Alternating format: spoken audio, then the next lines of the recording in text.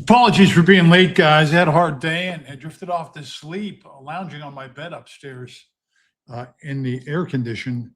And I was having a sweet dream about Sydney Sweeney. And with a good sense of duty, I jerked myself out of, well, that could be a poor choice of words, huh?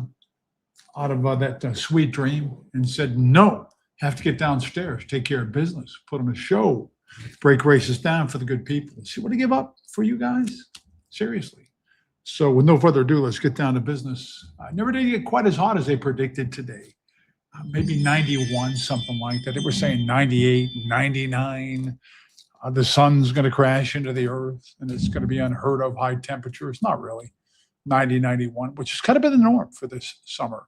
The mountain man is fast, turf is firm. Just one grass race tonight. That's the opener. And I think the biggest cinch of the night is in the first race. New Age Bad Girl. There, I gave it away. Well, that ain't sealed envelopes. While we chant secrets under the moonlight with dark, sinister hoods over our heads, right? In the nearby graveyard, no secrets here in the dungeon. Some dark thoughts for sure, but not really any secrets.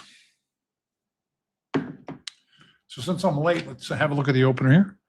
This is a mixed condition, never for life for winners twice in 2026, 75 claiming, fillies and mares.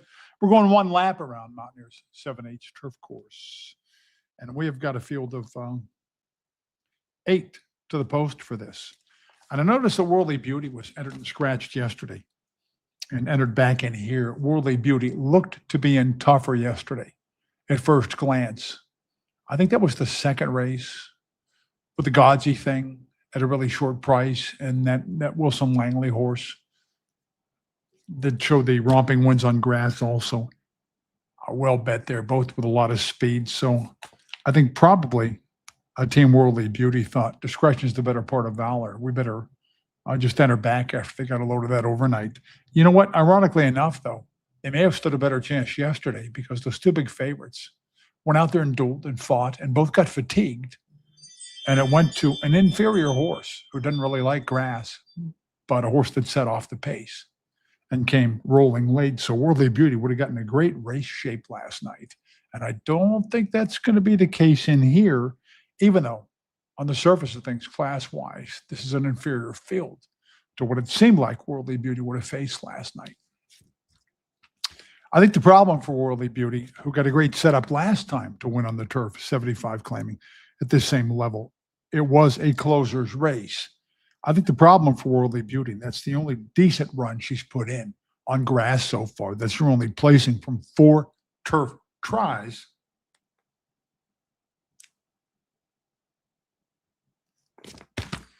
And whereas she beat New Age Bad Girl last time, that was Bad Girl's first start back since September. I know what you're thinking. Shane Myers runs them fit off the bench, and New Age Bad Girl probably was fit, but she was fronted there by a very quick foe through the early stages. She was on the chase there, which she really didn't want to do, New Age Bad Girl. Now you look at this lineup, but there's nobody to even keep her honest through the early stages that I can find. I don't think Ghostly Girl can do that. Do you guys? New Age Bad Girl's got breakaway speed generally and doesn't want to follow anybody. And she does have the 3 wins on dirt, but with that 3 for 7 record on turf, she's way better on grass. And has simply just rolled some fields on the lawn and left some body counts. And New Age Bad Girl last time, but that ran pretty bravely, considering she was on the all-out chase the whole way. And tonight, I don't see this scenario playing out that same way. I really don't. I do think the price is going to go low. I think it's going to go very low on New Age Bad Girl because I think she's going to be painfully obvious. And I'm not sure how many folks are going to get suckered into betting Worldly Beauty back to beat New Age Bad Girl again because I don't think it takes a lot in the way of handicapping logic to make New Age Bad Girl a really good candidate to turn tables on Worldly Beauty. So let's look at some of the rest of them. Yeah, I was deep asleep and wasn't joking about the Sydney Sweeney thing. Big fan of Sydney Sweeney. What's the name of that movie The Housemaid? Where she is suspected of evil things and it turns out she's not the culprit, she's not the problem. I have horse racing dreams fairly frequently. One of my most common, what are some of your horse racing dreams, guys? Get with me in the comments and let me know. One of my recurring dreams is that I'm headed to the studio and I'm still doing the Mountaineer in-house simulcasting, and I'm late and I don't have a form when I get there. I walk in, there's no form. Sometimes McMichael's asleep when I get there. It's back in the McMichael days, usually when I have these dreams and I don't have a form or it's the wrong form and I'm trying to fake it and I'm trying to talk. I don't even know who's in the race. It's a real nightmare. Seriously. I have other horse racing dreams I'll get to a little bit later on. That I'm curious, what are some of your horse racing dreams, guys? Pryanka on the inside. Pryanka's a strange case. Broke maiden on turf in a foreign land. I think it might have been the good country of France. And then came to America and won an A other than on dirt with a Route 66 Buyers. So I thought she had some ability, Pryanka. She does have a win here on the local turf course. And I think that was a starter allowance, but that was 11 furlongs last year. And this ain't 11 furlongs. And she's been kind of a disappointment stateside. I think Pryanka has not shown a lot in her last several outings, that's for sure. Sure didn't turn out to be a dirt horse, did she, Pryanka? CC's Heart, number 2, does have the 3 turf wins to fall back on and runs out of a good barn. I'm thinking, though, Terry Kriegel probably had her pretty fit first time back. Now, that was for a higher level on June the 7th, but beware there. Take Wings certainly is a lot better than these horses on grass, but Take Wings was out there chase, duel on Sci-Fi, Supersonic, Fractions. And at the end, I think she was fatigued from mid-stretch to the wire there. It was a good spot for CC's Heart to launch some kind of a long shot, late gain. She didn't. So I don't think that was real encouraging. Number 4, Ghostly Girl. Ghostly Girl has been on grass one time to no avail. She has a really ugly set of past performances in conditioned races, cheap ones at Parks there. And this looks more like desperation than any planned assault on the grass course to me, to try something different with her. Skipping New Age Bad Girl, and I'm going to go on over and check out what the price is on her right now.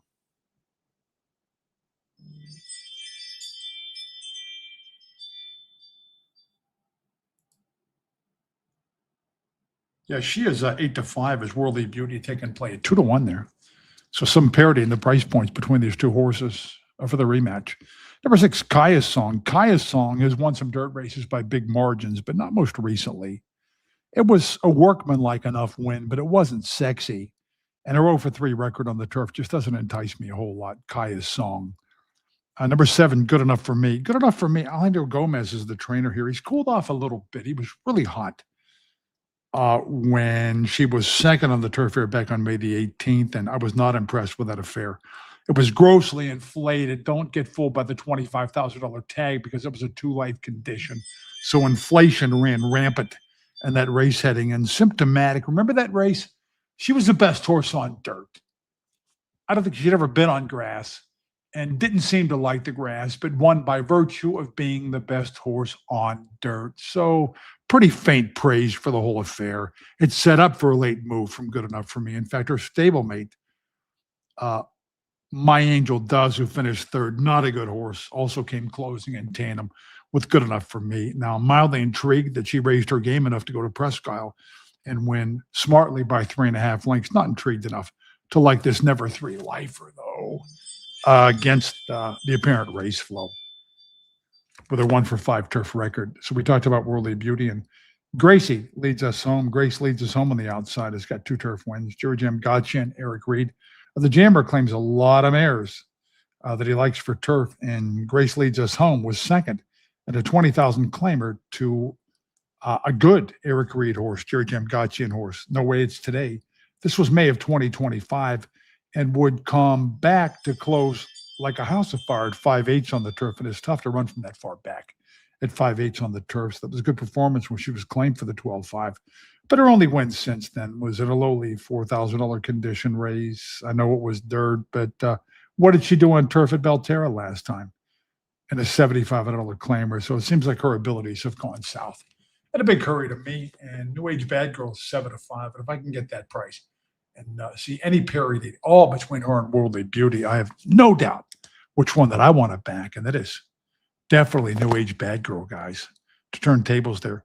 Our race number 2, just a little preview there. That's a mixed condition for 75. It's 5/8 on the dirt for life for numbers twice in 2026. And just to cut to the cliff notes, the horses I would probably use in there, and there are some possibilities for sure.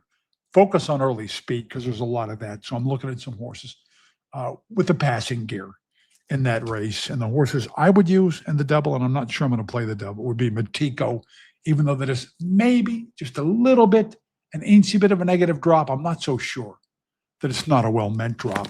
And I would also use a long shot possibility who might have the race flow in his favor. Number 8, Bust and Loose. Now, it is a cornucopia of possibilities with sharp now horses, Cool Cat Mandu and Matt Matters and Kill Tomb to go out there on the pace, all kinds of early foot there. Red Hurricane, who steps up in class. Horses with a history here and good histories at that in a world of early speed. But it's so chock full of speed that I'm going to boil it down to Matico, Bust and Loose, and you might want to use Cool Cat Mandu too, is the speed of the speed. I know I didn't narrow it down a whole lot, but you guys ask me sometimes for a little preview, the second part of these daily doubles. So that's just the cliff notes on some of the things I might say about the second race when we get to the point where we break it down proper. Back afterwards, watching the price very closely on New Age Bad Girl.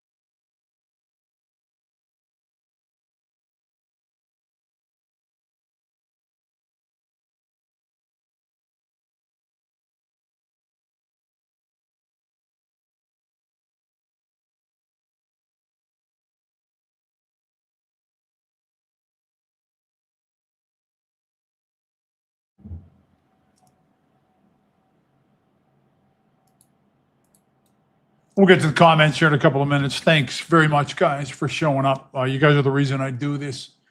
You can see on my banner there, going across the bottom, race flow notes. First, New Age Bad Girl draws field with no opposing speed, merits strong favoritism. And I was conveying a message there, a very strong message. And I straight up said it in my pre-race analysis there that I thought she was the cinch of the night, probably the cinch of the month, one of the cinches of the year so far in Mountaineer. I simply didn't think she could lose, and I made that pretty obvious in my pre-race commentary.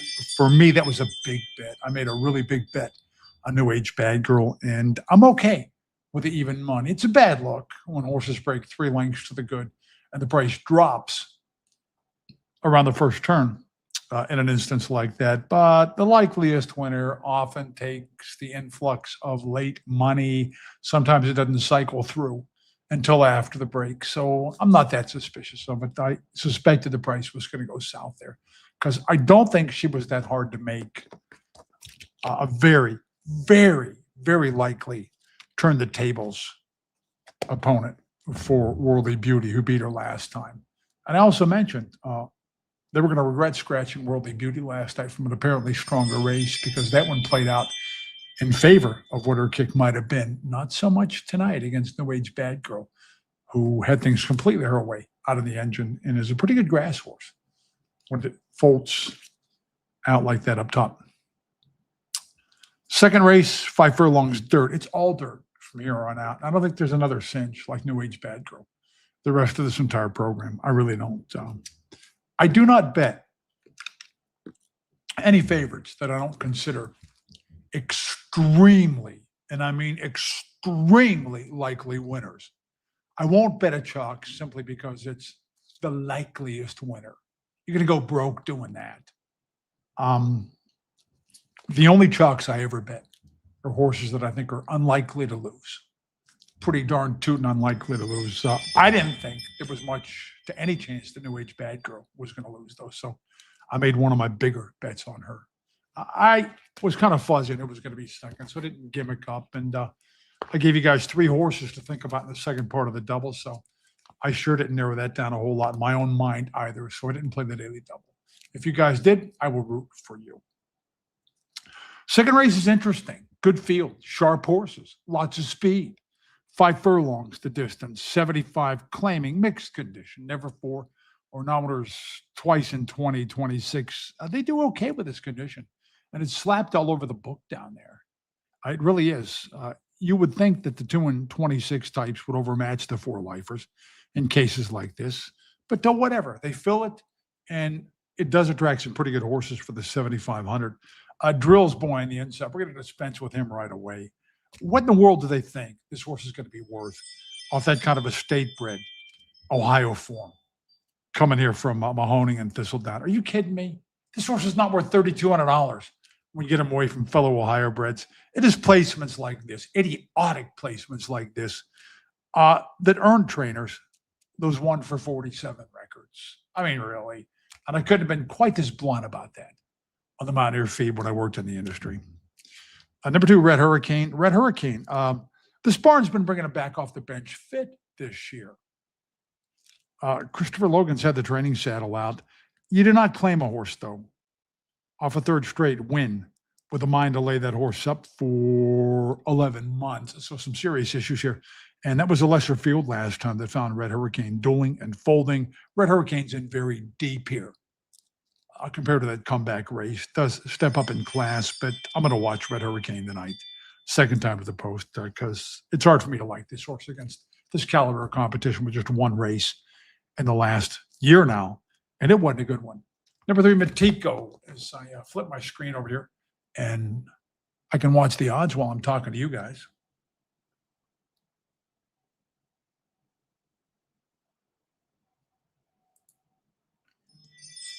Matico's 6-5 and figured to be the favorite. Matico came from Southern California, Del Mar, where the turf meets the surf.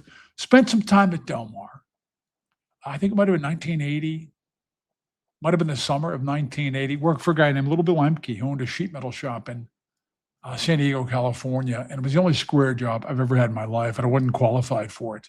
So we would cut out at lunchtime. It was about a 35-minute drive out to Del Mar, and we'd go out and hit the races, man. I never did any good betting horses at Del Mar, though. Had to go all the way north to Santa Anita, which is this humongous drive, but a beautiful one up the coast. And I could not lose at Santa Anita, could not win at Del Mar for whatever reason. But man, Del Mar just glitters like a jewel. The boutique meat, Del Mar. And I said before, I've said it right here on this broadcast, you guys, you red-blooded males out there, when you go to Del Mar, take the 100 best-looking chicks you've ever seen to that point, and you got a new 100 within the first 5 minutes of walking around Del Mar. And you're recognizing these ladies, and you're thinking, man, I've seen that face somewhere, and it's maybe on a TV commercial or a movie or some kind of a television series. You can't place them. You may not know their names, but you've seen the faces, baby, and they're milling amongst the crowd. Yeah, they are really. And just the feminine pulchritude at Del Mar is astonishing. It will just blow your mind out there. Some of those chicks aren't even human looking. It was like they were created in a laboratory to be better looking than humans. Matico came from Del Mar and just trounced a couple of $4,000 fields. And then wins an A other than allowance there too. And then playing the condition book once again, tries to play that starter allowance card and misses by just a neck. So Juan Pablo's been making all the right moves with Matico there. Matico has shown good speed at Mountaineer, but can also stalk the pace and be effective. Again, Matico lost last time at 6-5, but ran really well. Now comes down to 7,500 here. Now, a lot of horses that win the A other than the really sharp trainers figure, okay, that's my bonanza score. That's my soft allowance condition out of the way. So now the horse isn't worth quite as much to me. So it's customary in the near aftermath of that to come down the ladder a little bit, because it doesn't take a real classy horse always to win the A other than at any track short of the absolute bigs, baby. So was not entered to be claimed last time for the 10. Does come in for the 75 here, which tells me Juan Pablo's not in love. He's not in crazy wild love with Matico. But nor would I necessarily brand it an extremely obvious negative drop. And Matico is unique, and the Matico's got the big numbers. Matico is razor sharp here, and Matico is not a need to lead type, as are a Kill Tomb, certainly a Cool Cat Mandu, and probably at this stage of his campaign, a Matt Matters on the outside. So I'm going to step aside just momentarily, out of habit more than anything, because it was so ingrained with me that they would kill my mic while Pete did the post parade when I worked the Mountaineer signal, that it's almost a habit now for me to step aside and let you guys watch the post parade. And then I'll come back at you with some more chatter, some more pre-race about the second event here from the place the action peaks.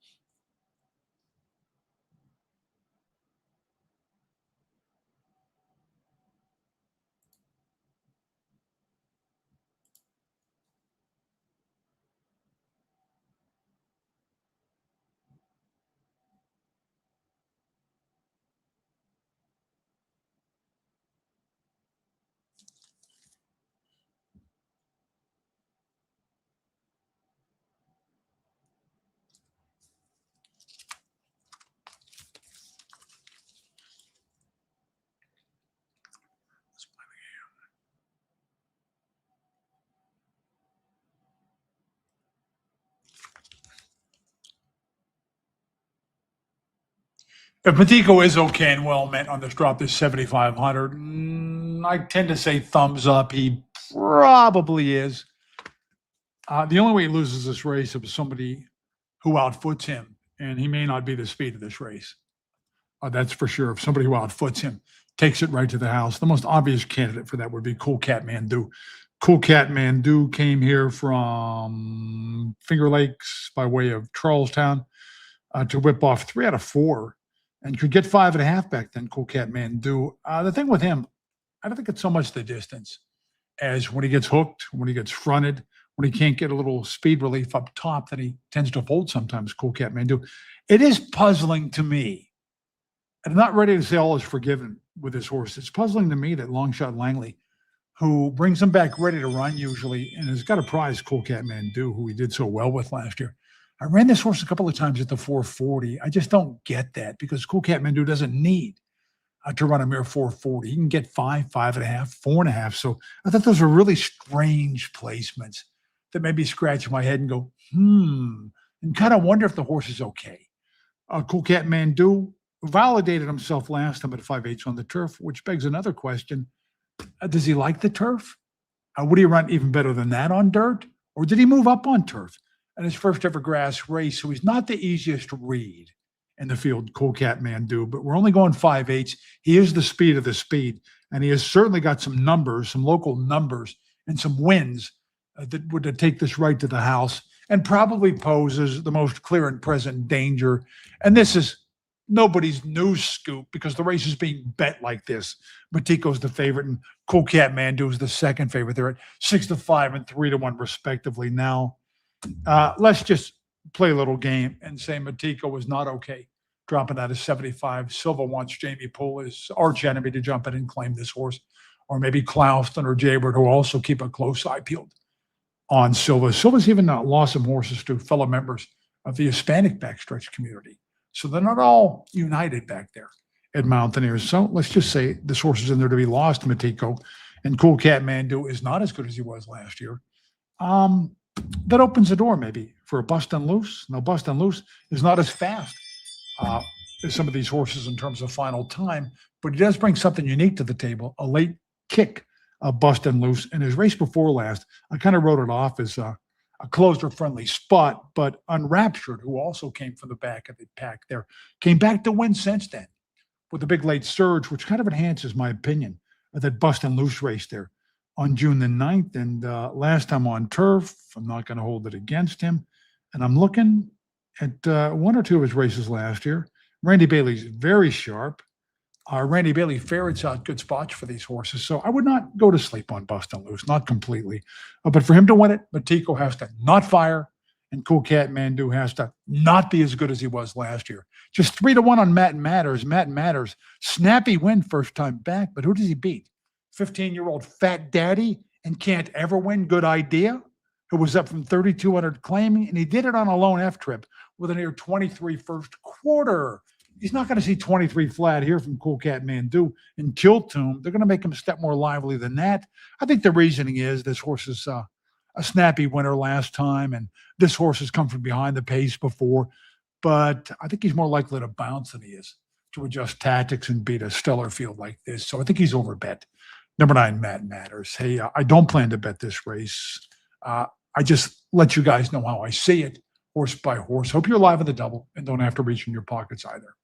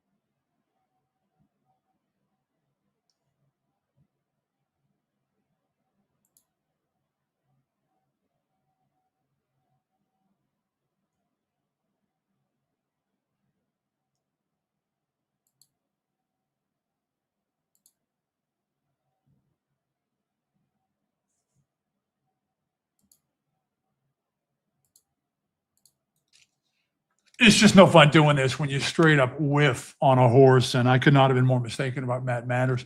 I scoffed, I tell you, scoffed at 2-1 there. I did not like Matt Matters there. Matt Matters, though, wins that and wins it handily. Tops the super quick Cool Cat Mandu, who was not what he was last year, as we suspected, and then staves off Matiko, who was pretty well meant, but just wasn't good enough. Had his crack at Matt Matters, but just was not going to get by. So Matt Matters. And I agree with my man Kenny Neely. I posted his comment there when he said they kept pouring it in. They knew. Somebody behind the scenes knew. I don't think that horse was had to the point of 2-1 odds by any handicapping methodology known to man. I think that was inside money on Matt Matters, because how in the world are you going to make him 2-1 against Matiko and against Cool Cat Mandu? I don't think so. Could be mistaken about that. Whatever the case, certainly a popular winner, but he wasn't popular with me. And it's just no fun doing this when you just completely whiff on a horse, when you swing and miss. It's kind of like when I played baseball. And I was a baseball player of some repute, had offers to pitch pro, and then suffered a fluke arm injury. So no more fastball for me. And that's when I switched to basketball, by the way. I actually had a couple of pro scouts looking at me as a baseball pitcher. Man alive, I was obnoxious, though. Used to walk over to the other dugout. One time we played a team of semi-pros when I was just barely more than an adolescent. And I walked over. These guys had freaking beards. And I walked over to their dugout before the game and said, "You guys," and I'll clean this up, "can't hit me. And if you so much as take the effing bat off your shoulders, I will take your effing head off for the next pitch." And sometimes I meant it. I was just insufferably arrogant when I pitched baseball, for sure. They did whiff on a few of my pitches, though. I'm moving quickly along. I want to put that race behind me, okay?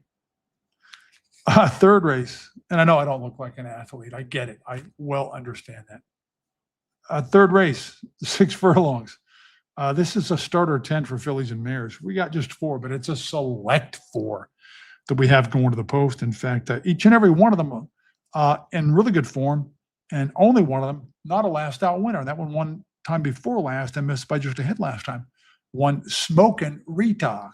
The outsider here, pretty obviously, I think on the odds board, is going to be number 2, Lucky Bop. Lucky Bop wins a 3-life allowance last time at Charlestown, which certainly qualifies Lucky Bop to walk in there and win a starter 10. Lucky Bop has been to town before, likes the layout, part of the exacta, and all 4 tries here over the mountain main. Lucky Bop, though, was in so tough with these horses. First off, that was a closer-friendly setup last time that got the Bopper up in plenty of time to win it at 2 turns.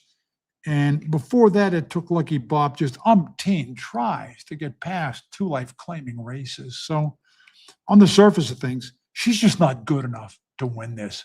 But you're going to get speed from Zen Nation on the inside, certainly. Back on Track has been very rapid early since flipping over to Juan Pablo and coming east. And on the outside, One Smokin' Rita even likes to get involved, banking into that far turn, someplace around that far turn is One Smokin' Rita. So maybe Lucky Bop sits back, does they let you and her all fight, and then comes on to mop up? It's possible, I guess, but I don't see the race playing out in that manner. Zen Nation on the inside. Zen Nation is 6 for 10 over the mountain main with 3 seconds to boot, and actually showed a passing gear last time on turf, which is something new to her. Zen Nation. Now, she's only put up 1 or 2 buyers that would probably be good enough to win this. And this is a test for her. She's never beaten a field like this, Zen Nation. And there was a little bit of trickery involved. And her admirable win record there, as Jamie Poole has worked the condition book, was Zen Nation. Runs through the state-bred conditions, and then still eligible to win those same races outside the program. So her win rate is a little bit inflated, Zen Nation. She is not my likeliest winner here. Zen Nation on the inside. I think the 2 win candidates here are Back on Track and One Smokin' Rita. Those are the 2 horses that I'm going to look at here and I'm going to talk the most about. It is 5 minutes to post, which means we still have an eternity. And Back on Track off that 86 Pyre speed figure and an 82 the start before to back that up is going to be a short price here. Back on Track. Back on Track had kind of outlived her usefulness. in Southern Cal out there. The form got desultory, but sometimes when they come to Silva, he fixes something, makes something work, makes them run, and they become a new horse. And Back on Track has rather done that, it looks like to me. Back on Track, you know that Silva likes this one because when a horse is well beaten for 10 at Santa Anita, Silva usually brings him here and starts looking around for a 75 claimer, if not a 5,000 claimer or something like that. But he went straight to Thistledown, and he only does that fairly rarely with horses he really likes when he gets them in from Phoenix or more likely the SoCal majors. So it was a good tip of the mitt that he took Back on Track to run on a 4-life allowance at Thistledown. Now, Back on Track scoots clear 4 lengths worth the first call. There was no other speed in there. And the competition was really bad. If it sounds like I'm poking holes in a 4 to 5 favorite, I am. It doesn't mean I don't consider Back on Track the likeliest winner here. It doesn't mean that I recommend that you go steaming to the windows and throwing people out of line to bet against Back on Track. But you have to start with a skeptical attitude when you assess 4 to 5 shots. It's the proper mindset. And Back on Track beat a horse named Stubold, who would come here. I think it dropped down to $4,000 to win, wasn't it? 4,000 or $5,000 to win. Stubold, so there's nothing behind Back on Track, who got the coveted lone F trip. And the next time out, yeah, Back on Track romps again. But who was behind her? My Lucky Day, who's a glorified 3-life, 12-5 claimer who's got to have turf. My Lucky Day. I mean, really, that was about it last time. So Back on Track has been in so super easy the last 2 times. At least the big girl should get a test in here. Back on Track. Doesn't mean she's not the likeliest winner off those speed figs and whatever aura of local invincibility she's built up in this region off those 2 wide margin wins. But if you start to deconstruct those scores and look a little beyond the big margins or the humongous Beyer speed figs, then maybe you see her as beatable. Back on Track. I don't know if that's the way to look at it or not. Bona fide favorite for sure. One Smoking Rita on the outside. Nestor Rivera was running some duds here last season. And this year he's kind of back in the swing of things. He's decided to ship some sharp horses to the mountain. His record reflects that, his local record. One Smoking Rita, man alive. 5 out of 12 last year, 2 out of 4 this year. All she does is win One Smoking Rita. I think she won 4 non-claimers last year at Thistledown. Did One Smoking Rita. And she got the cold weather months off, got the winter off, and prepped once against the boys. Trigger Point, how good is Trigger Point? And then comes back to put up a couple of wins with good speed figs. And she's got a beautiful, aggressive stock and pound style. And she's well pulled for that on the outside of a compact field here. Is One Smoking Rita. Back with a little more about her in a minute.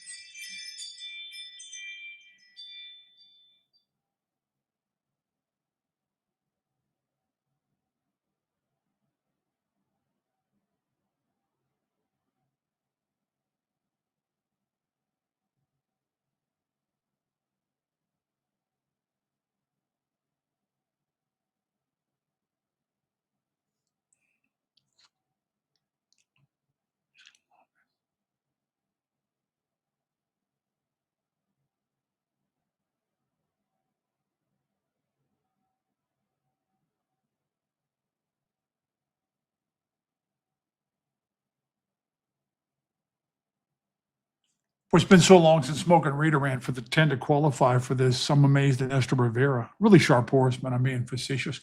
Even remember that she's eligible for this kind of spot. And he had to like it. Had to be licking his chops when he saw starter 10 in the book going 6 furlongs. Back on Track, I ran for the 10 and ran up the track, but they're going to play that card now with Back on Track after 2 straight allowance wins. This is not a drop in class, though, for Back on Track. Her wins are really bad off turf race last time and beat nobody in that 4 life allowance. But those speed figs really jump out at you. And you got to wonder off those 2 performances just how good Back on Track might be for Juan Pablo Silva. Is this the male version of Larimar? Remember when Silva brought Larimar here? I think from Phoenix. One Smoke and Rita. Got to love the post on the outside. She's not always that quick away from the gate. So this is a good post for Chavez to look to his left and just to see what's going on, because Zen Nation gets the hard set on the inside here because that's how she rolls. Certainly going 6 furlongs. She's got to be a big speed force, and Back on Track's been so sharp. You can bet Negron wants to take no prisoners either. I'm not saying that gives Chavez a tactical advantage on One Smoke and Rita. I will say that she is well drawn, but when you look at the disparity in buyer figures between Back on Track and One Smoke and Rita, I would have to see considerable disparity in price before I would back One Smoke and Rita to beat Back on Track, because right now I'm not sure that 17 or 18 points difference in buyer figs is completely reflected in those 2 price points, because when you're talking about that kind of a bulge in the vaunted, all-knowing buyer speed figs, like 16, 17, 18 points, Back on Track is supposed to be, if we're looking at it strictly through the prism of speed figures, Back on Track is supposed to be 2 to 5, and One Smoke and Rita is supposed to be 4 to 1 or 5 to 1. And we're not seeing that on the board right now, because I think it's a little more complex than that. And One Smoke and Rita merits a lot more respect. But neither am I sure that I would. Excuse me, guys. Excuse me, please. Used to carry these microfiber towels around in the racing office with me. And they were multi-purpose towels too. It'd be fits a microfiber towel. I'd wipe up spills and I'd blow my nose, and I'd wash my hands in the restroom and come back and dry them off. And my girls, my crew, it was just about an all-female crew. My last couple of years in the racing office, we were just aghast at what a cretin I am with some of my habits there in the racing office. They weren't digging it at all. They did not like it. Some of my slovenly habits. I'm looking at the board now, and I don't like Zen Nation to beat the big 2. I don't like Lucky Bob to beat the big 2. But I'm not sure I'm all that eager to take even money on Back on Track. And I think we need a bigger price on One Smoke and Rita to beat Back on Track. So just to break a race down and to feel like you've got a good grip on all of the horses doesn't necessarily make the race playable if you can't find some place to wedge a profit out of it, or some place where the board differs from your opinion on the horses. And right now, I don't think the board differs a whole lot from my opinion on this for filly and mare field, except I think Zen Nation's a bit too low at 2 to 1 there. Not saying she didn't have a chance, but I think she might be a little bit too low. So that's the only place where the board and me tend to disagree right now. Good luck with your own thoughts. We'll get to the comments after the race.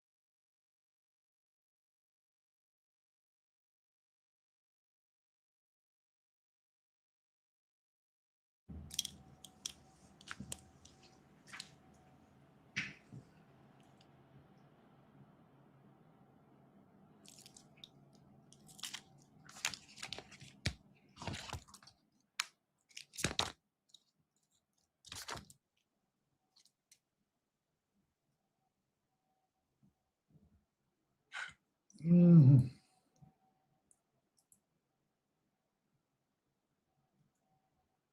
Mhm.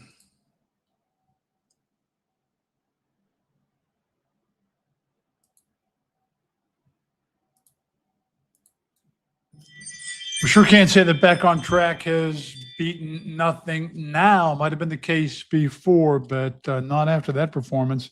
Proves her early speed bona fides by topping the Rapid Zen Nation and doing that hands down, and then finishes way clear of One Smoke and Rita, who's class and tenacity, and had the 4 non-claiming wins last season and 7 wins over the last 2 years. I'm not saying One Smoke and Rita brought her A game. If you watch her action, she's a little wide in front. It might have been one race over the top, but still, what an impressive effort from Back on Track, who proved a lot there throughout the entirety of that race. And the buyers get bet, they make it painfully obvious, and Back on Track gets pounded all the way down to 1-5 and wins like Ruffian. Was that Back on Track or was it Ruffian? Amazing transformation. Horses don't do that simply because they come here from the SoCal majors, not with the kind of form that Back on Track had out there. So this is Larimar 2, and maybe even better than Larimar at this stage. Larimar was the Distaff Horse of the Year here a couple of seasons back when brought in from Phoenix by Silva. Well, this one came from points further west and is certainly following in Larimar's footsteps. So many times when horses come to Mountaineer and they move up by leaps and bounds, it's attributed to the softer competition. Sometimes, though, it is a particular outfit that improves on the previous barn. Whatever the methods, I'm not going to go there tonight. Whatever the methods, I saw some comments to that effect by some of you players out there. Whatever the methods, sometimes it's the horsemanship as much as the venue that can unearth a hidden gem like Back on Track, huh? Wow. Who was that masked horse? When I said earlier, I liked One Cinch tonight, and that was New Age Bad Girl in the first. It didn't mean that what I'm looking for is I'm combing through the form in search of mortal locks, no matter how short the price. That's not the way to make money. I would much rather see a few races in which there are some value possibilities, because that's a better way to enrich your wagering account. But to be honest, I don't see mortal locks the rest of the way. In the vein of New Age Bad Girl, nor do I necessarily see a lot of toe holds for good value the rest of the way. I'm probably going to lose viewers when I say that. I hope you guys will stick with me anyways. We'll knock these races around. We'll go back and forth and we'll have some fun. But I don't really have any strong wagering opinions in mind for the remainder of this card. Sometimes that is simply how it shakes down. People have asked me, how many races a day do you bet? There's no answer to that. There's no pat answer. When I play Mahoning, seriously, over the winter months for a living, some days I'll bet all but 2 races, all but 1 race. Other days, maybe 1 event is all that I bet. It just depends on what I see in the races. If I think some of the events offer worthwhile value on somebody to bet on. And the rest of the way on this card, I'm a little skeptical. Not that it's a low caliber card. It is not necessarily, but just doesn't really suit my pistol or my opinions the rest of the way. And welcome in Fights 1397. Fight said, good to see you doing the podcast. I have subscribed. Why did you leave Mountaineer? Oh, gee, first time I've been asked that question. I resigned. They didn't fire me. Might have left the impression I was fired because I was escorted out, but that's standard procedure with big companies. When they tell you hit the road, they come down and walk you out to your car. I wasn't offended. I wasn't mistreated. They were well within their rights. And I did resign. They didn't fire me or anything like that. I'm nobody's victim. And as far as why I left, all I'm going to say is I disagreed with some of the directions that the racing program was headed in. Doesn't mean I was right and they're wrong. They're doing just fine without me, and I'm doing just fine without them. So let's leave it at that, okay? Live and let live, baby. Live and let live. Are me and Mountaineer doing lunch together or playing 18 together anytime soon? No. No. But they're doing just fine without me. And the reverse is true as well. nor was I fired or mistreated in the slightest.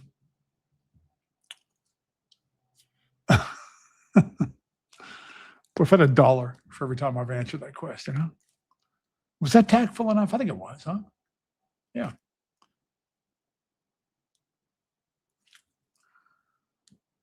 And if you guys suspect there's a little more to the story, maybe, but it doesn't matter. It's not relevant because every word I just said was true. It was true. A 5.5 for the fourth race, number 3 life, Fillies and Mares, 4,000 claiming. This race is just a hot mess for me. Let's run through them. Cajunette on the inside. It seems like there's a tax when Vasquez runs a horse that looks halfway alive. They bet and bet and bet his horses to the point that these 20% in claimers, 20% strike rate, but you're going to lose half your wagered dollar when you pay the Vasquez tax. Cajunette was second 2 times back to Bonita Vida, who was run here like 3 times and left her field on each occasion. I think that's a big reason that Cajunette was 3-2 favorite in her next one. And she was in with a pretty good winner in Legacy Trail, but all of a sudden she decided to be sluggish. And she's got plenty of speed on her form. So why was she some 8 lengths behind an almost 23-second first quarter there? I don't get it. I don't understand it when it comes to Cajunette. So she helps make this a puzzling race for me. Number 2, Fiery Side. I don't like her. I know Fiery Side won the 2 life 3 times, which should qualify her to take down the 3 life condition. I'm not so sure, though. I want to look at her form and how she's progressed since that snappy comeback. This is a horse that Mike Baird forked over to Jeffrey Smith, who's kind of like a sidekick to Craig Cox. And I think Mike Baird's got some horses boarded out there with Craig Cox and probably bartered Fiery Side over to Craig's help here in exchange for some of the boarding bill. I don't know if that's the case or not. But I don't think Mike was giving up a whole lot in Fiery Side. But good for Jeffrey Smith to have won with Fiery Side. Go-Go Star was 2-1. First time over the mountain, Maine. Somebody says, Mark, did your brother leave Mountaineer? That's a more ticklish question. And I'm going to plead the fifth and avoid that question. I wish him well. Let me just put it like that. I've always been close with my brother. My brother's a very smart guy. He's an exceptional racing official, and I wish him well. I'm just going to leave it at that, guys.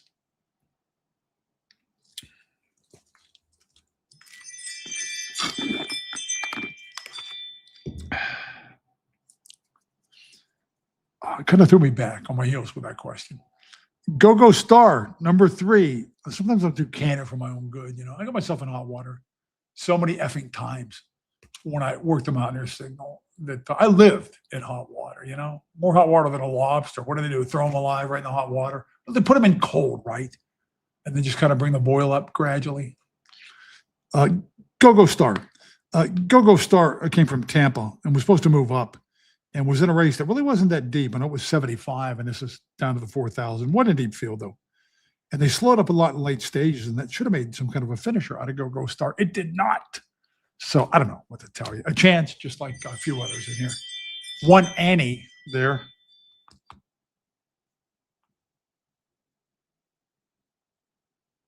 Hubert Gaffney says Ruffy, and now I'm laughing. I was kind of impressed with her there. Hugh, he was a good handicapper. I like to go back and forth with him. I wasn't too impressed with the other big wins from Back on Track, but I got to give her a props there to top somebody as quick as Zen Nation and to be that clear of a horse like One Smoke and Rita. I got to give her a few props there. Just my opinion, though. And I love to deconstruct and criticize and break down wide margin wins. It's what I live for. I mean, really. Show me a wide margin win, and I'll show you a performance I'm skeptical of. If I don't stand for anything as an analyst, I stand for that. Man, did Peter Barry and me used to go back and forth about that online before we became friends, you know, when we were not getting along. So we go back and forth over and over and over about horses that would leave the field and stuff. Number 4, 1 Annie. You guys are coming good at the comments tonight. I got to dig you guys. You're sharply opinionated and keep me on my toes. 1 Annie. Boy, she had some ability, huh? To win by 7, second time out. And then that was right up on the pace. And then two times later, in tight at the break and rolls like Silky Sullivan from 16 lengths back to win. But how come she dropped down to $5,000 in her next start? And then after that, down to $4,000. It's almost like they don't care if they lose one Annie. And she's definitely regressed after a promising origin there. So I don't know if her wagon train's necessarily headed west. She scratched 2-1 Annie. So I give you more here sometimes on my feed. I talk about horses that aren't even going to run. Bocciabella, she's a bad horse. Nunjimel Hapo would be interesting. I would almost be willing to spot her a mulligan, although she backed up inexplicably last time. I don't call him a cowboy until I've seen him ride. I don't call him a quitter until I've seen them blow a loose, soft lead, which she did last time. This field is inscrutable enough for me. I would probably give her a mulligan, except when you take a horse like this and shorten up to 5.5, it might sound simple to a trainer that has a condition book in their hand. But the flip side is you're going to run against quicker speeds than you saw at 6 furlongs. And she is certainly in with a couple of quick speeds here in Lovely, the 8, and Great Moon, the 9. So I don't think the race flow is going to necessarily be Nunjimble Hapo friendly up top. Second time out of the Langley barn with wider than a mile, didn't want a route. Raced hooked. I didn't like the performance. I thought it was really ugly, but she has been known to rally a bit going short. This race could shape up for that. And maybe Langley learned a little something about her, sending her to the post once. I think she might have some long shot possibilities, but I'm in no big hurry to do a mic drop and go a statement over to my betting account and bet big money in her. Lovey Lee, 2 for 54 kind of speaks for itself. And she was in nominals in 12 months last time. Not a deep field, but did flash early foot, is likely to do that again for a barn that has come to life. But with the 2 for 54 thing, do you really think she's going to top Great Moon and live to tell about it? I don't. Great Moon, the most heavily bet of the speeds at 3-1. They're banking back on that 47 Buyer Fig, 1/2 of the aforementioned Bonita Vita on May the 19th. I'm not sure it's quite that simple, though, because she comes back at her next and completely folds after getting a unit on them at first call. And all the Demsic horses were fit first time back. So how can she run that lousy to the likes of Mimosas on April the 19th? So I'm not sold on her. An unstable Mabel on the outside, scant margins of victory, low speed figs, trying to do something completely different in here. She's got some heart. I'll give her that. But at 9-2, first time sprinting, trying to step up yet another condition, which is really a built-in class hike at Mountaineer off those unimposing margins. I think not. As I told you guys, not much of a handle on this race and no intention of betting it.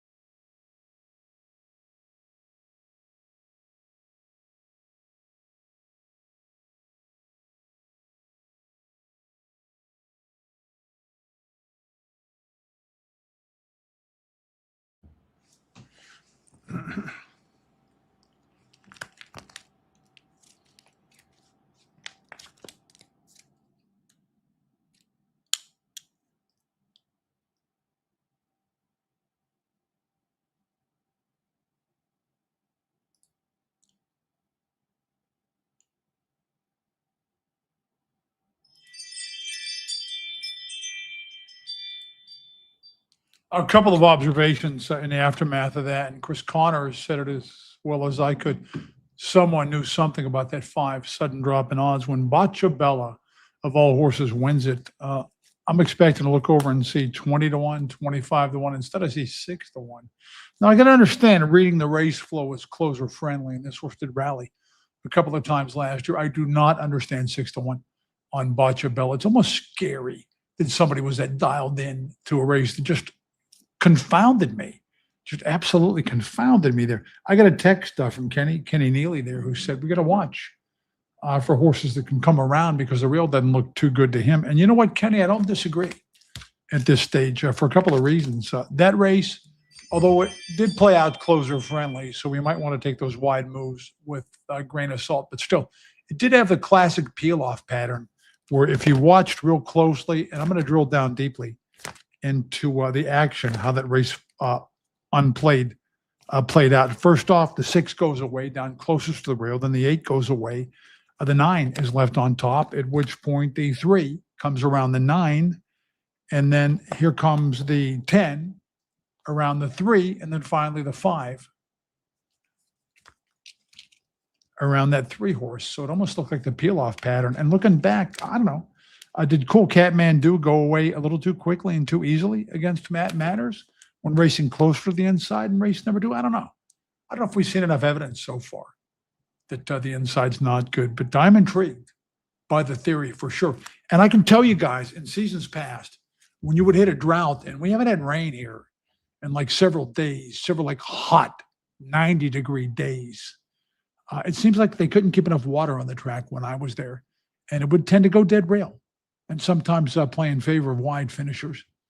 They avoided that plague last year, and admirably so.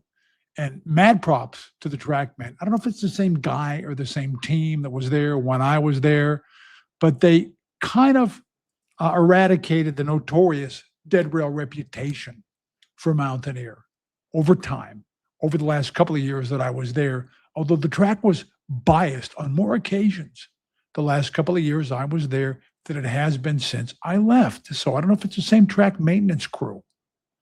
And I don't know if the dead rail thing is again going to rear its head this year at this point amidst what is kind of a mini drought and really hot, sunny weather, which has been the case. You can kind of tie a negative rail thing in with a specific time of year, specific hot temperatures, a specific sunny weather, and weather patterns. So I don't know if we're really seeing that tonight yet.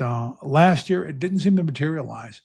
And just to go a little further along in that regard, when I was there, I was told one reason the rail would tend to get bad in high summer when there was a drought, and you always get a drought here sometime in July or August or both, was that one of the water trucks was not functioning and they simply could not keep enough water to bind the surface together, and it would become a little cuppy down close to the inside. So we'll keep an eye for any kind of a path bias or even running style bias and play out there tonight. 6 to 1 on Boccia Bella? Are you kidding me? Get out of here. Is this some kind of super alien intelligence coming up with that horse? Wow.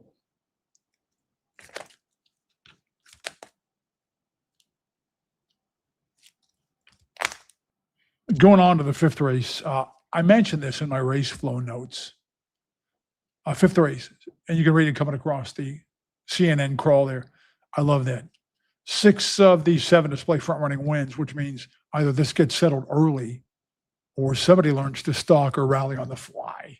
I think it's really that simple here. Schuler Gray on the inside is going to flash speed. Carolina Knights, the 2 horse, is going to flash speed, correct?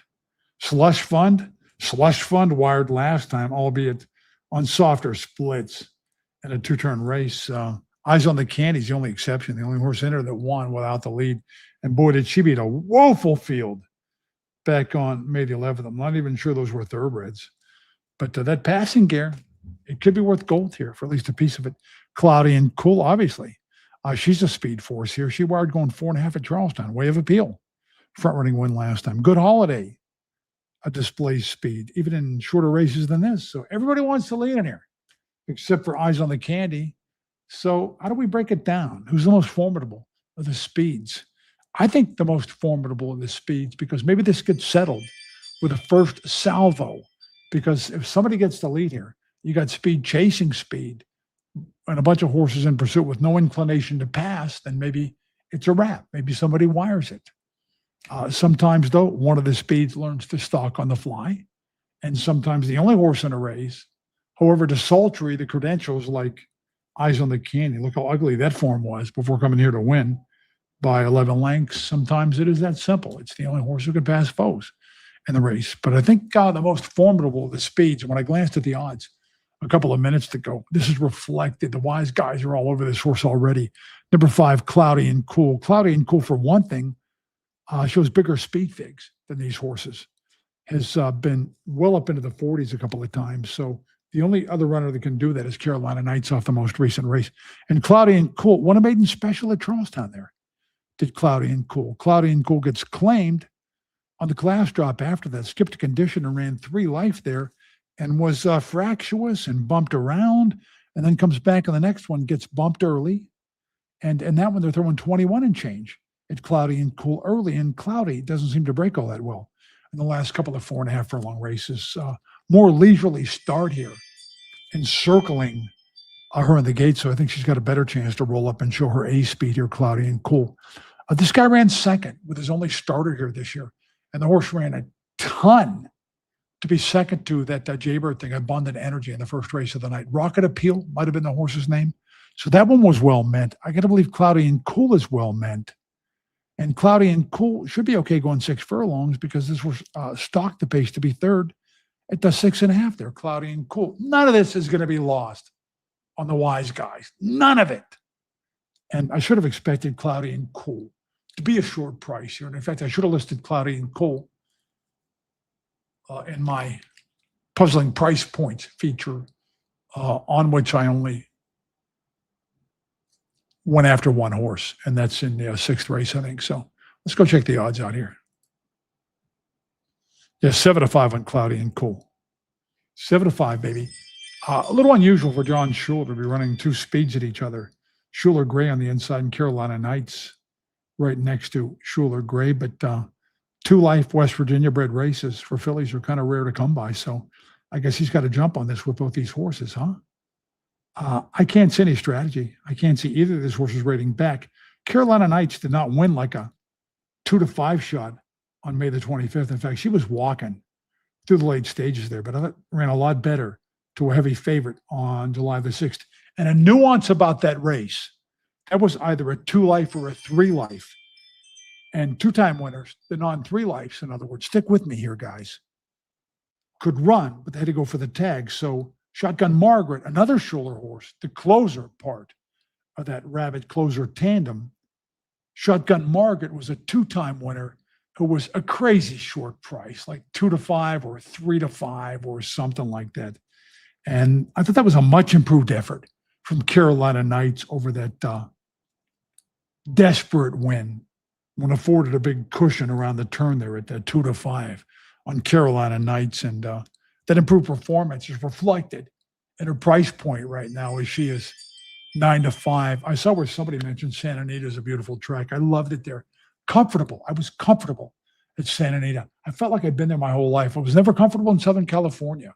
Was not happy at all in San Diego. I didn't like the cookie cutter days. I missed my friends. I missed the mountain, which was then Waterford Park. I missed everything about being back here. I didn't want to work a square job, which I had to out there for a few months. Only time in my life I've ever done that. But Santa Anita was like an oasis. It was just heaven, literally heaven. And the first time we went there, I think it had like 7 of 8 races. Almost rolled the card. And I thought, I'm in heaven. I'm literally in heaven. at Santa Anita. Also went to Hollywood, and I'm not going to say the joint was a dump, but it did not appeal to me. Hollywood Park. It just did not appeal to me. Slush Fund beat the boys last time. They can do that at this level of West Virginia bred races. I'm not sure that means a whole lot. Slush Fund's going to drop back early here, coming out of that route. And Jennifer Johnson tends to run real fit horses. So I wouldn't be shocked to see Slush Fund actually develop some kind of a finish here. And then Eyes on the Candy, the only horse in there who's ever passed anybody to win. But I think the board has correctly diagnosed just how little she beat. I'm not even sure those were thoroughbreds. Certainly not a key race. Back on May the 11th, huh? Back in a minute, guys.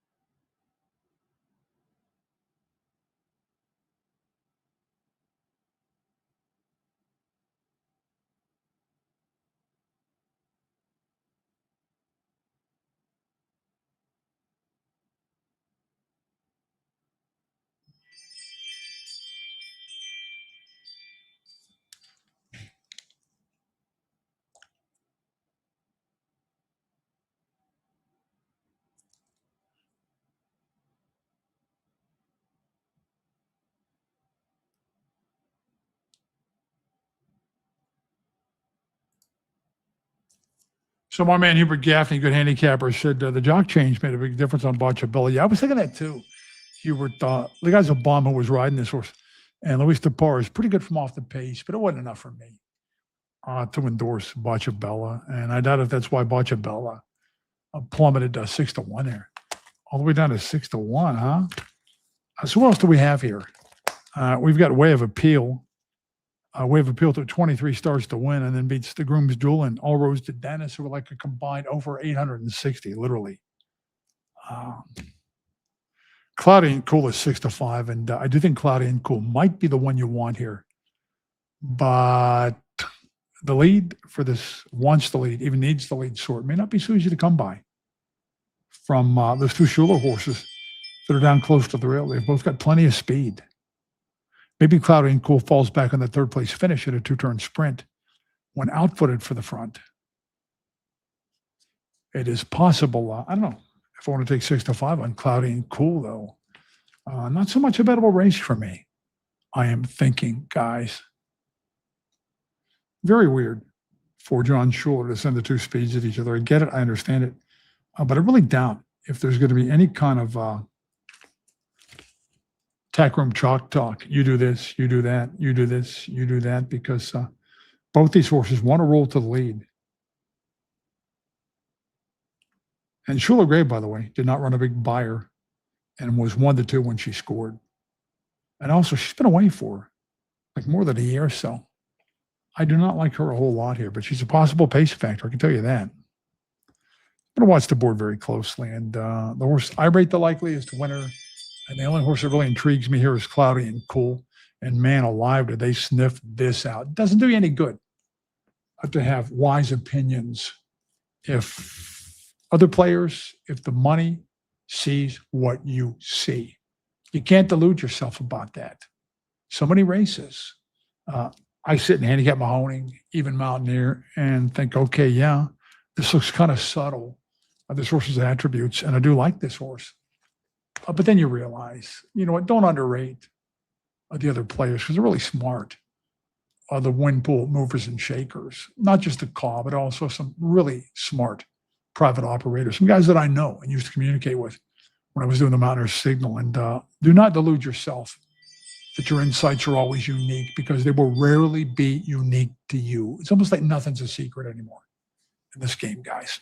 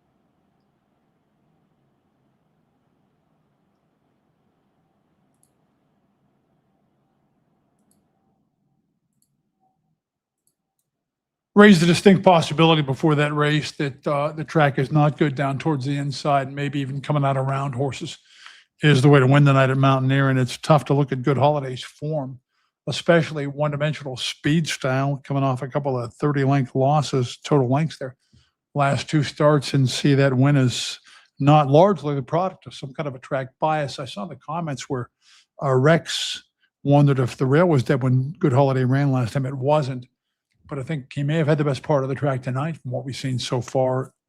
Certainly seems to be the case. I could kick myself. I can't come up with Good Holiday there. I can't like the horse, but I tout, and your regular viewers know this, I tout and tout and tout Thomas Martinez until you guys think I'm crazy, that I'm a nut. And I tell you, he's going to land with some long shots if you follow him religiously. And there it is, baby. Whoop, there it is. At 20-1 on Good Holiday. This guy will win with bombs. And he's very streaky, so watch him in the near future. By the way, Luis Tapara, that's 2 upset wins in a row, right? He gets Bocciabella in with those ugly past performances at 6-1. The horse should have been 16-1. And then 20-1 on Good Holiday. So he's got a hot stick right now. Luis Tapara. George says, after this race, I'm going to put Q in a rack. Peter Barry expression, one of the more notable Peter Barryisms, and he's got a whole bunch of them that help make him one of the most colorful, iconic race callers in the business. Yeah, you got to admire Pete, the way he can turn a phrase and still give an accurate race call. But I'll tell you one thing about Pete. Pete's a really good handicapper and puts selections out, and Pete doesn't make snippy little remarks like that about his own picks when they pack it in. You're not going to catch Pete saying his own selection, put the Q in the rack, even when his own pick maybe begins to drop back. Just a little inside info there for you. And I got nothing but respect for Pete, and very catchy turn of phrase from the great Peter Barry. Put the Q in the rack. So it is entered into the horse player's lexicon. Put the Q in the rack. Sometime I'll familiarize you guys with some of the Peter Barry isms that help you know who Pete likes. You don't have to read his selections or check it out before the race, although I'd advise that you do it because he's a good handicapper. You can come up with long shots. You can come up with bombs too. But you don't have to know in advance who he picked to listen to the call and know who he picked. Believe me, it's all there in the call if you know what to listen for.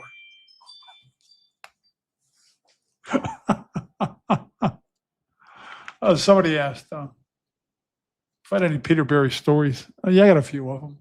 I don't think I could give you guys without betraying any confidences between me and Pete. It took me and Pete a long time to become friends because it was almost like me and McMichael against him for the longest time. You know, it was kind of like this town's not big enough for the three of us kind of deal.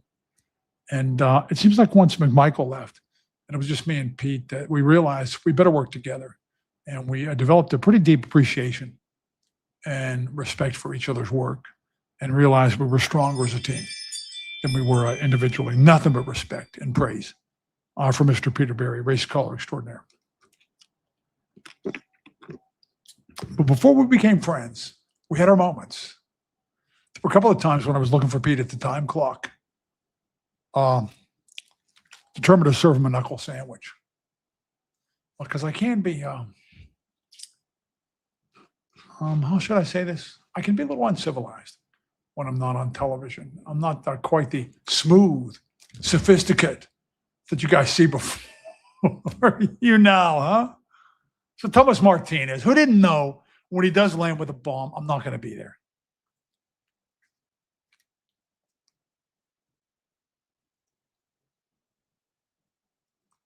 Okay, moving quickly along. We come to the sixth race. No one twice in 2026. 75 claiming cheaper wins don't count. We've got the speeds here, man. Payzone and Cozy's Wildcat. They're both pretty fast. Payzone drops down in class here. I was in for the 10 last time, so they claim him for 15, move him down to 10, and tonight down for 75. So they're not too worried about losing this horse. They don't seem to get along with him. And he had great form for the 15 when he was haltered. And looked like he was worth the money there. I know this horse from Mahoney, and he's very fast and very strong. He's got a lot of speed, this Payzone, and he's been either in front or forcing in second place at aggressive second early in like 7 of his last 8 races. Payzone. I'm not sure he sees speed relief here, though. on the class drop, which is what they're looking for, because Cozy's Wildcat looks just about tuned up to flash his A game, at least through the early stages, on a class drop of his own here. Cozy's Wildcat. Cozy's Wildcat put up some humongous numbers last year and has a great win record. 16 times he scored from 15 starts, almost like a throwback horse there. 32% hitter is Cozy's Wildcat, and runs an 83 last year and runs a 78 a couple of times against Gates of Heaven, who hates to lose, always wins. Cozy, don't get too nervous about him because he took a few starts last year to get cranked up to top speed. And he's got 3 under his belt now, and certainly perked up last time in chasing the swift wind-type speed French Onion there. So I think that's a sign that Cozy's Wildcat is ready to run for the cash on a class drop here. So whichever one gets the lead, if either dominates the other one early, and affords the rider any opportunity to steer out from the inside where it doesn't look to be any good, then that might be the one that wins this, Payzone or Cozy's Wildcat. I can tell you this, Cozy's Wildcat tends to drift out, is not a real hugger. So if he gets the lead from Payzone here, he may be out towards the better part of the track himself, just by himself, with the self-steering that they put on some automobiles. It goes back to the guy that won some races on him last year. Not a fan of Vilches, but he's got the touch with Cozy's Wildcat, right? So whichever one of those gets the lead, could be very formidable. Payzone, Cozy's Wildcat. We've seen 2 closers in a row win, which I think maybe says more about the grain of the racetrack than it does about what running style you're going to need to win. And you know what? How about 3 closers in a row for Luis Tapara? Because the only horse in it without speed tendencies, and this could be a big tactical advantage, is number 6, Grand Park View, right? Your Grand Park View. Now, Grand Park View saw the speed back up and come back to him last time, Winging Ways. And from Hawthorne, did come back to Grand Park View. And Winging Ways came back to put up a total quit. So he was there for the taking with Grand Park View. And Grand Park View got a good trip. And behind him battled leaders when he won going 6 back on April the 14th. I don't know how DRF saw that race's speed friendly at all. So he's had good trips, Grand Park View. But it's very tempting. The Tapar, who likes to come from off the pace and knows the grain of the track tonight, and the hot hand factor with Tapara on the field's only passer of opponents and only good finisher. A Grand Park View is unique in his style and has a hot jock on board for sure. The outermost speed's Tricky Tracky. Tricky Tracky lost his form though, and then was freshened up to win. And he's supposed to win last time. Same tag as this, but a far lesser field because there was no speed in that race, none at all. And he's squaring off with a couple of real fast ones in here that he wasn't facing last time in that 75 condition race. Cozy's Wildcat and Payzone, each on the drop, and each with a lot of early firepower. So I'm surprised he's quite this low at 5-2. Not my first option here. Tricky Tracky.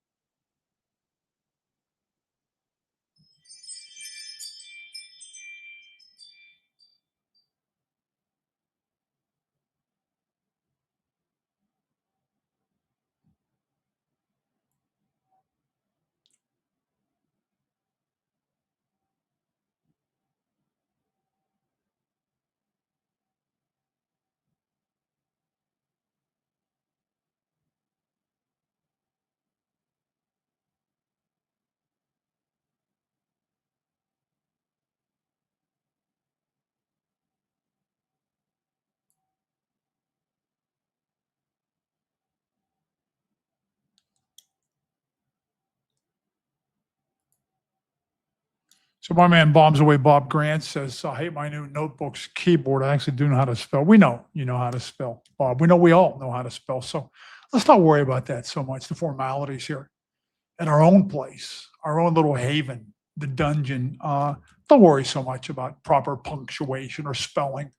If you're going to fire off some kind of a comment in the comments, nobody here is a third grade grammar or English or spelling instructor, and nobody's going to call you out for it here in the dungeon, man. You know, I can be very literate when I want to. I write columns for a couple of online publications, in fact. I really do. And I am a somewhat accomplished writer. But when I fire off tweets, they're almost unintelligible. Why in the hell would I want to take the time to impress anybody with my punctuation or grammar or spelling that I care enough to tweet with? I'm sorry, to text with back and forth. When I text, I'm not worried about that stuff. So let's not worry about it in the dungeon either. Because again, our third grade spelling teachers are not here, as far as I know. Although I have bet horses with a few teachers, and I can tell you most of them are natural born degenerates. So don't sweat the small stuff like the spelling here in the dungeon. This is our place. This is our house, guys. And again, if you would read or have read my texts, they're so poorly punctuated, the spelling's so lousy, and I can barely form a coherent thought. You would swear I am totally illiterate.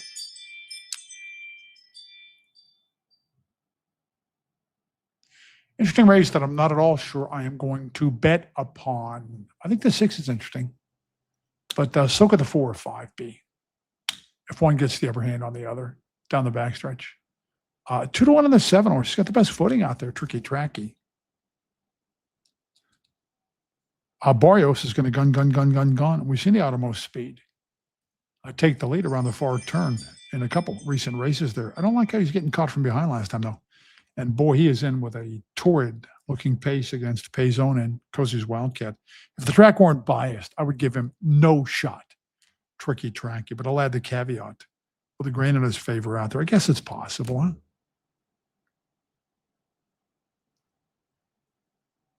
Should Cozy's Wildcat, and I'll reiterate this, who I think is ready to fire on the drop here, and the reacquaintance with his old rider, Cozy's Wildcat will not beat himself by steering down close to the dreaded rail if he gets the lead, because he drifts out in most of his races.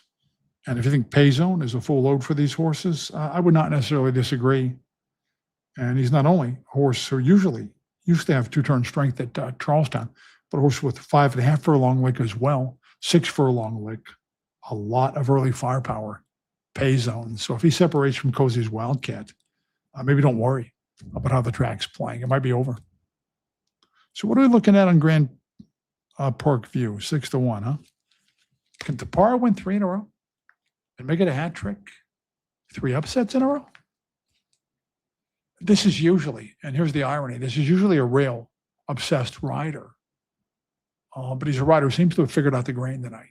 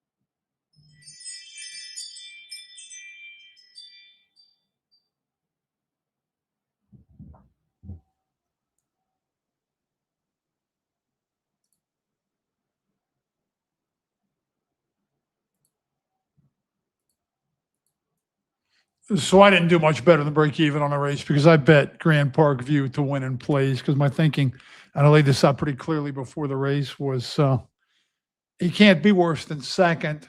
And the only way he's not going to win it is if either Payzone or Cozy's Wildcat slips away early. And Payzone was the best candidate to do that.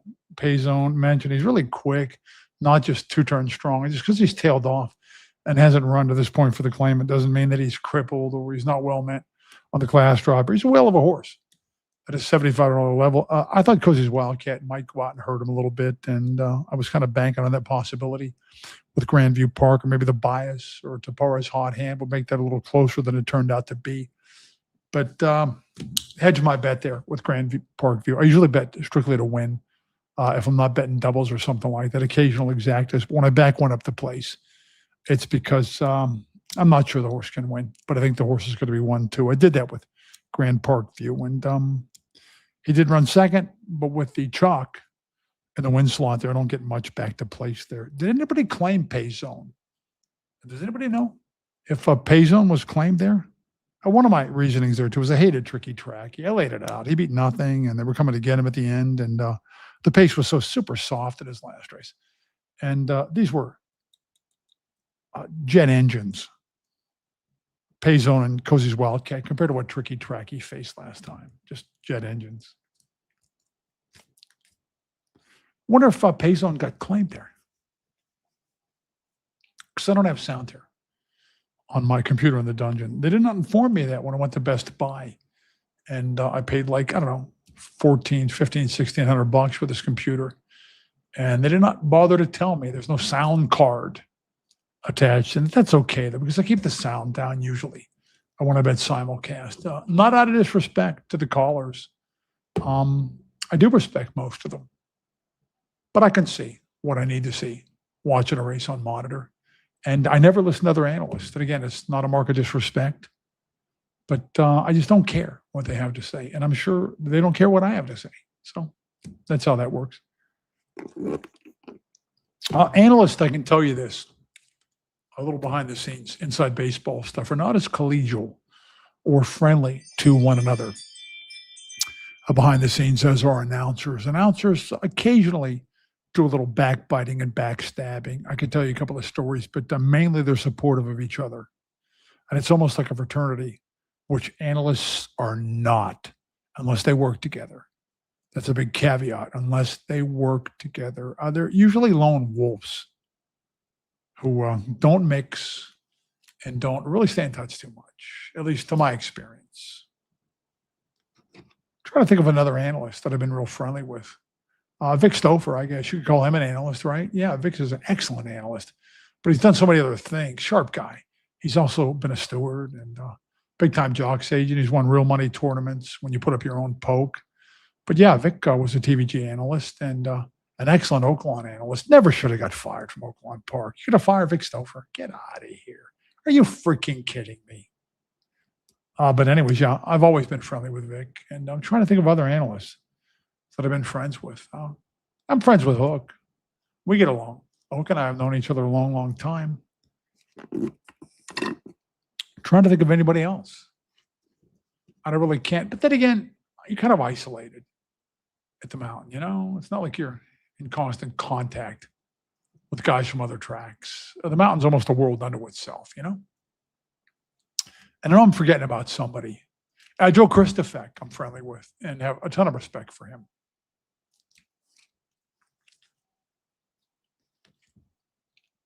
Seventh race is a mile. This is a starter optional. Either they've run for 8 or they go for the 12.5, and we've got a field of 6. And another race which strikes me as kind of inscrutable. Yeah, I know Vic now calls them at Turf Paradise. I don't bet Turf Paradise with their usurious. Is that a word? Yeah, I think I know that word. With their draconian take out there, with their skim out of the pool, you know? Yeah, I know Jay's on a cold roll too, Kenny Neely. I know that. I think largely because of horses like Magic Mover in this one that have just been ridden hard and put up wet and had such good campaigns at Mahoning and brought it to Mountaineer and kept on chugging for a couple of starts. But at some point, these horses are knocked out. I think that might be the reason for him being a little bit cold from his last. I don't know. I counted it up today, like one for his last 17 or 18 or something like that.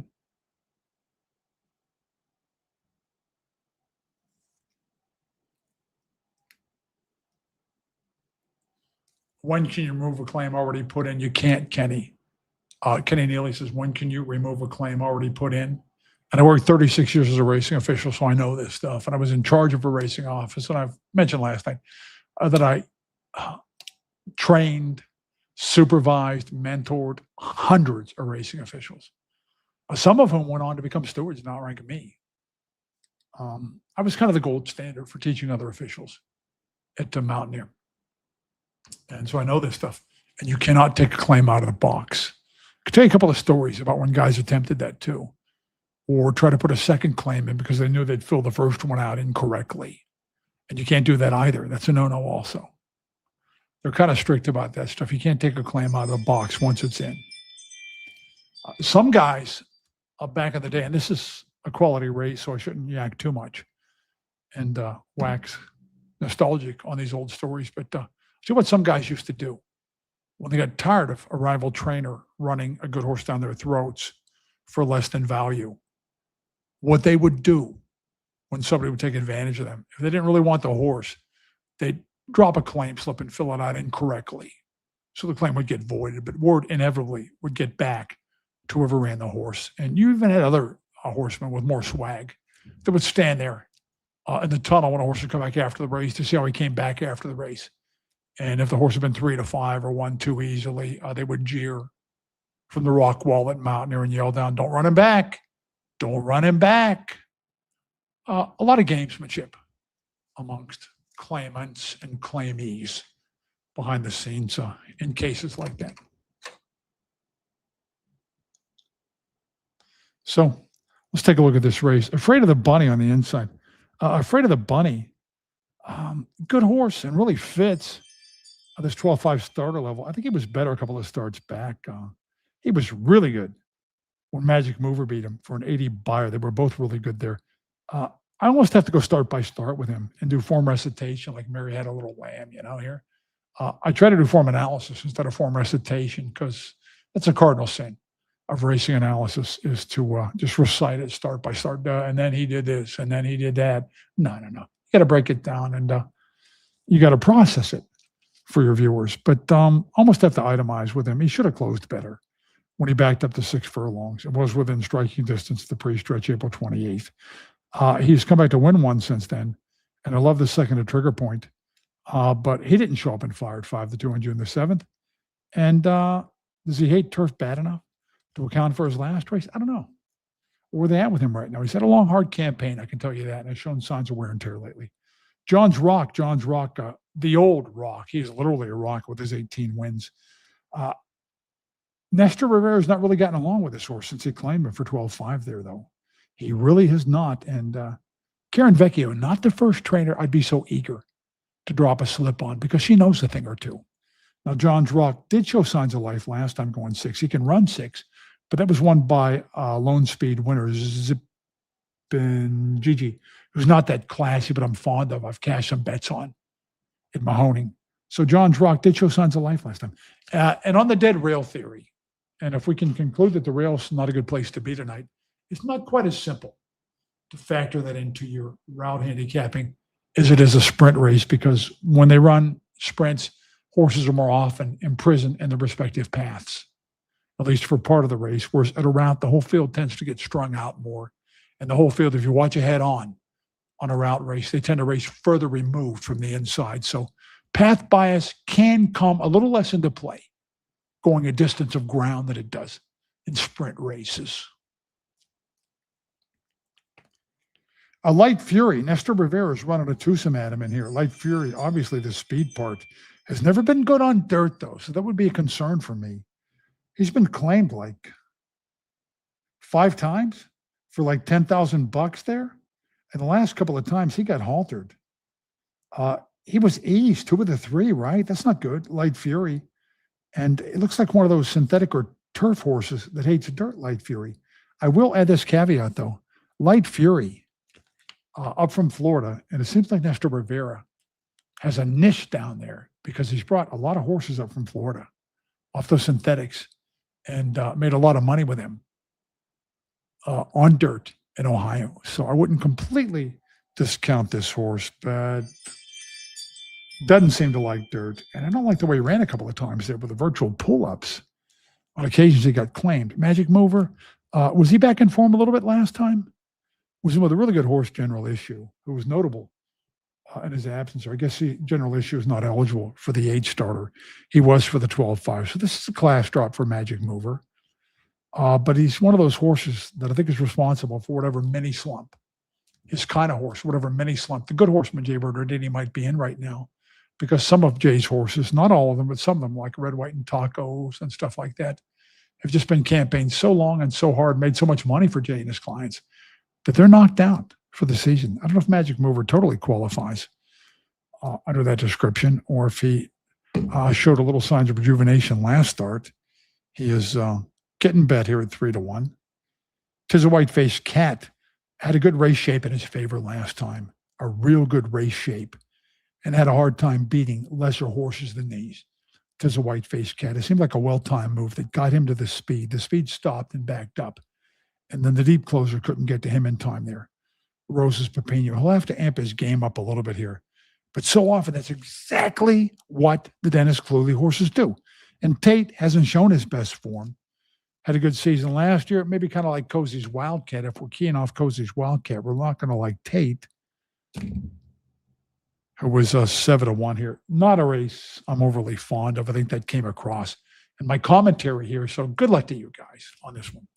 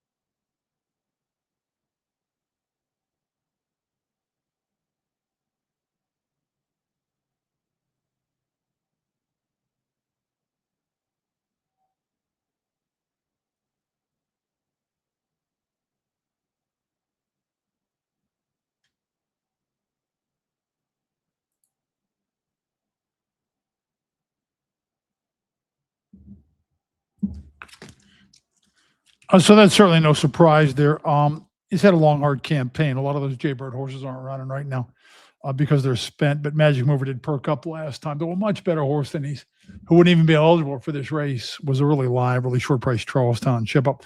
But Magic Mover caught a big break right from the get go when Light Fury, with all that speed, Light Fury never gets topped, and Light Fury missed the break, gets shuffled back. So at this point, that's a ticket to ride for Magic Mover. John's Rock, I mentioned, not crazy about anything that gets claimed from Karen Vecchio, and he certainly regressed. That's not the John's Rock we know and love. And tis a white-faced cat, just wasn't good enough off that last race. Tate hasn't shown his best form this year, so Magic Mover beats a lot of horses that are off form or haven't run since they changed hands or missed a break and stuff like that. Looks sharp enough doing it and proves that it's not necessarily a widest closure, the better track out there. It's the kind of track where you can wire as long as your jock uses some discretion, stays out a couple of pass, and doesn't get his feet held to the fire and pinned right down inside horses, it seems like to me. Tonight, we've seen that now twice in a row there. But the bias does seem to be in play to me. It definitely seems to be in play.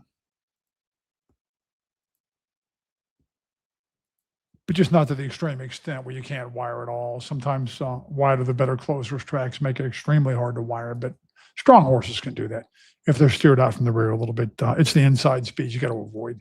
And we've seen them back up the utter inside trips and inside speeds. We've seen them no factor race after race after race tonight. So Magic Mover wins it well, huh? So we've got one race to go, 6 furlongs. No winners twice in 12 months here. And Magic Mover, make no mistake, caught a break there when the 5-horse was not away well, was not off well at all. And you know what? Next time when Magic Mover runs back, you know what? It's tempting to say, okay, Magic Mover beat John's Rock, an 18-time winner, and from Thistledown. Magic Mover beat Afraid of the Bunny, an 11-time winner who ran sharply at the meet in May. Magic Mover beat an informed Dennis Cluley horse. The question often boils down to not how sexy the company looked going in, but how many of those question marks came into play and how many of those horses didn't fire. How many horses did Magic Mover beat there that didn't fire? And I think that's a pretty long list, if you get my drift there. So you can't always take competition at face value in a case like that. That's my problem with field strength ratings, like the Equibase ratings numbers use. Yeah, I know what the field strength rating would have been going in based on those horses' cred and apparent recent form, but who really fired? That's the real question that the real Sharpies have to ask themselves in the aftermath of a horse race. 8th race, last one for the week. I'm going to miss hanging out with you guys. I wish it were Sunday already. What's that Saturday Night Live Christmas song? I wish it were Christmas today. I wish it were Sunday today so we could just start all over again, you know? You guys never did get with me on the racetrack dreams, your horse betting dreams. And I listed a couple of mine. One of mine, horses, and this is weird. They have basketballs on their feet. And my mount keeps bounding too high in the air and losing momentum. How weird is that for a dream? That's just odd. Very, very strange. And of course, I dream I'm naked in the grandstand. So, you know, I think that's a television dream when you do live TV and, I don't know, maybe deep inside in your psyche. And I've always been known as a really confident guy, if not straight up arrogant. To be really honest about it. Certainly amongst my coworkers at Mountaineer, some of them had no love for me because I was perceived as somewhat arrogant. I've been described as a guy who does not tolerate fools, does not suffer fools. I'm not sure if that's exactly true, but I got my insecurities like anybody else. Otherwise, why would I dream that I'm naked doing television, doing live television, you know? That's got to be some kind of deep insecurities, right? That's enough Sigmund Freud stuff when it comes to me, because I got news for you, baby. I ain't all that interesting. Okay, I think we said 2 and 12 months, generic condition, 6 furlongs. And man, we've got some sharp speed horses in here. At least one sharp speed horse, Cost Basis, who wins second time off the claim and a big final time figure there on June 23rd. That was kind of impressive, Cost Basis. A couple of starts before that fought like a tiger right down to the wire to take a tough beat. This horse used to come from a little bit behind the pace last year. So I think maybe that capability exists out in the better part of the track because Face of Barrio was some kind of fast and may well front cost basis. Big effect on the outside. A man alive, if they torch some mammon claiming him, haltered for 32,000, haltered for 40,000 and loses by 20 lengths. And then next stop, $5,000, loses by 24 in that one. So this horse torches money and appreciates in value. Every stride he takes, it seems like big effect. Maybe coming here, the idea is to get a soft lead and right the ship, and maybe some of the Juan Pablo Silva methods can right this ship. And man alive, altered from Roberto Diodoro, that's really a good idea, and it certainly hasn't worked out. And I can't embrace this horse, especially when he doesn't pull in a field that offers him an easy lead, because he's all about speed. You look at his form there; it used to be very fast, but could have his hands full early with Face of Barrio, and even with cost basis, right? So amongst the speeds, I would rate Face of Barrio. Normally would be live coming back from synthetics, but I didn't like the way some questionable horses were getting to him when he opened a big lead on April the 21st. And he's a synthetic winner, so I can't really excuse the last couple of quits on synthetics. And it's not really his kind of grain then, I don't think, because he's going to be the innermost speed, like the minute the man springs the latch, I think. So the only front that I would entertain here is cost basis. And he might have to stock the pace and change his style. I see possibilities here for long shot bombs too, for wake-up calls from off the pace here, huh? We have seen a couple of off the pace winners tonight, for one thing. And this race is not unlikely to set up in favor of somebody who could come closing. And sometimes when you're looking for late chaos, you want to look for prices. And form reversals, I've seen Strike the Top come from well behind to win at big odds. He's made almost $200,000. What about 92? Normally, after a ground-saving trip and a 59-1 upset, long shot winners rarely repeat. But the grain could be in his favor if he doesn't bounce. 92, he's not a lot of horse. But again, might get the setup. It might get the better part of the track out there too, correct? Yeah, maybe. This is kind of a quick one-time through how I see this race. Hopefully you guys can glean something from it. Not a tout. Don't post pigs. Don't tell you who to bet on. Just give you my views on a race. And if I like anybody a lot or think anybody's a particular value, then you guys will get the message for sure. And if not, then hopefully just me giving it a once through and sharing some of my thoughts about the possible race shape and how I look at some of the various contenders. Hopefully you guys find that illuminating, because I never promise winners, but I will promise knowledgeable commentary and hopefully insightful, replete with local knowledge. Whatever. Hate for this week to come to an end. Enjoy it very much. Thank you, my friends, for joining me. I will catch you at about 15 minutes to post on Sunday here in the place that I hope you guys come to love the way I do, the Dungeon. So until then, Mark Patterson out.